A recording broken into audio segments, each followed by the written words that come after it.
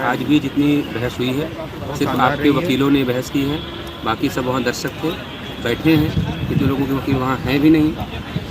जितने क्वेश्चन सरकार के द्वारा छोड़े गए हैं, जितने सवाल विपक्ष द्वारा उठाए गए हैं, उन सब पे माकूल जवाब दिया जा रहा है। कल दिया गया, आज दिया गया और कल छुट्टी उसके अगले दिन भी दिया जाएगा। अभी उपेंद्र मिश्रा साहब की बहस पूरी नहीं हुई। एक एक सवाल का जवाब ठीक उसी तरीके से दिया जा रहा है जिस ढंग से देने की आवश्यकता थी। लेकिन सबसे बड़ी जो एक समस्या आ रही है वो बताऊँ, वो ये है स्टेट का रुख। स्टेट कहीं से भी आपके साथ नहीं खड़ी है। बेसिक स्टेट का नहीं मैं कह सकता, बेसिक शिक्षा विभाग आपके साथ खड़ा ही नहीं है। आज जनरल की तरफ जो अधिवक्ता थे आशीष चतुर्वेदी साहब, वो मिड प्रोसेस कोर्ट की जब हियरिंग चल रही थी उसी में खड़े हुए वो, और उन्होंने सरकार का पक्ष बताते हुए ये कहा कि सरकार लॉर्डशिप अपील में नहीं आई है, लेकिन एक एफिडेविट द्वारा एक चीफ सेक्रेटरी जो उत्तर प्रदेश के हैं उनकी अध्यक्षता में एक मीटिंग हुई।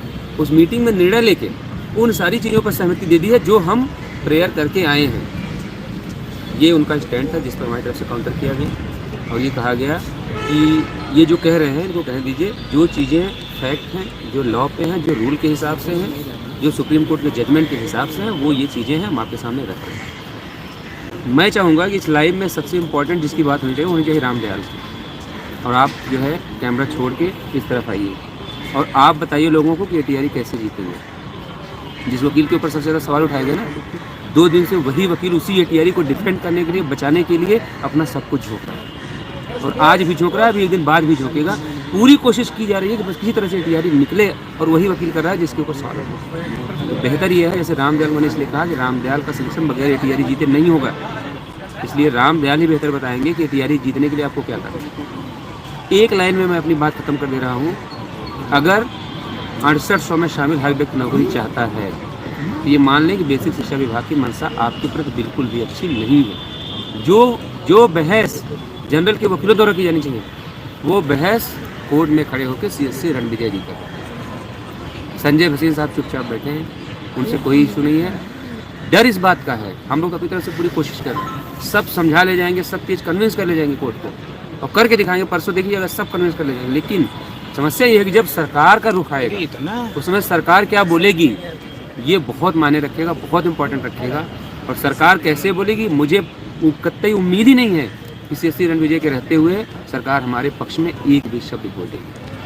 आज जब क्राइटेरिया पे बहस हो रही थी, रूल पे बहस हो रही थी, जब ये कहा गया कि रूल में ये चीज़ें मेंशन है कि ये जो है क्वालिफाइंग इतनी सारी चीज़ें होनी चाहिए, high school, inter, BA, training, TT और एटीआरई, वहाँ पे रणविजय साहब खड़े होकर कह रहे थे कि साहब हमने एटीआरई को अब यहाँ से अमेंड करके रूल 14 के सब क्लास में प्रोसेस में डाल दिया।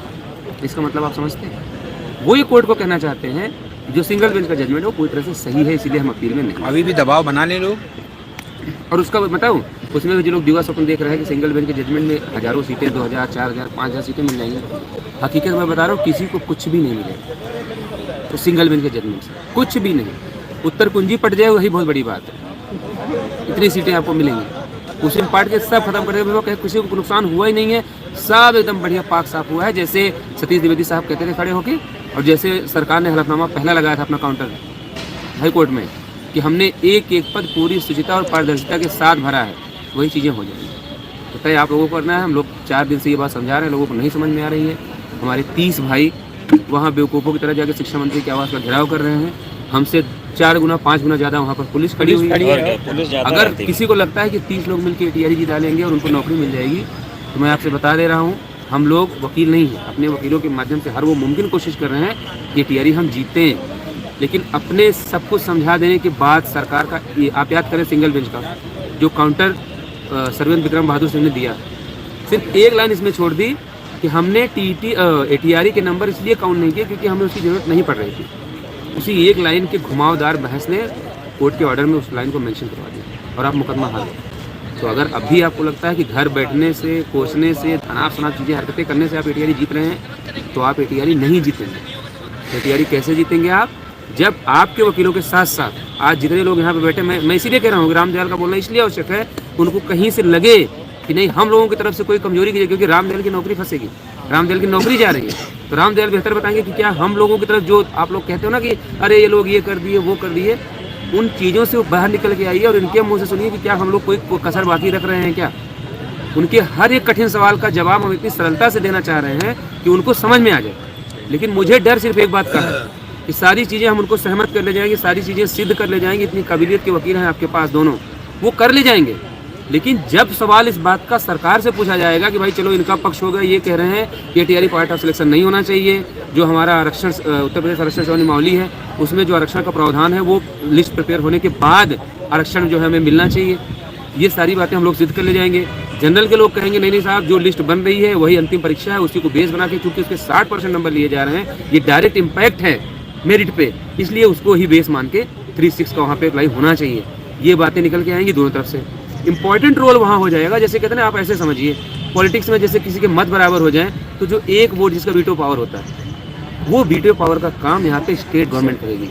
उनका तर्क हमारा तर्क, दोनों का तर्क सुन लिया जाएगा, जिसकी तरफ सरकार झुक जाएगी, ये फैक्ट मैं बता दे रहा हूँ, जिस दिन भी जजमेंट आए आप फिर दोबारा हम लोग जुड़ेंगे, फिर आप सुन लीजिएगा, यही बात होगी आपके साथ कि जिसकी तरफ ये बराबरी का जो सिक्का है, जिसकी तरफ गिरेगा वही जीतेगा इस मुकदमे में। इससे ज़्यादा इस मुकदमे की कोई हकीकत नहीं है। और एक बात ये भी समझ लीजिए, सरकार ने डिसाइड कर लिया इस बात को कि इस मामले को 28 फरवरी के पहले हर हाल में डिसाइड करना है। कैसे करना है, जो भी मिलेगा 2, 4, 6 सीटें देकर भी अगर खत्म करना होगा तो खत्म करके हमेशा के लिए इस विवाद का समाधान कर देंगे। और अगर 6800 के लिए आर्डर आ गया तो 6800 देकर इस मामले को रफा दफा कर देंगे।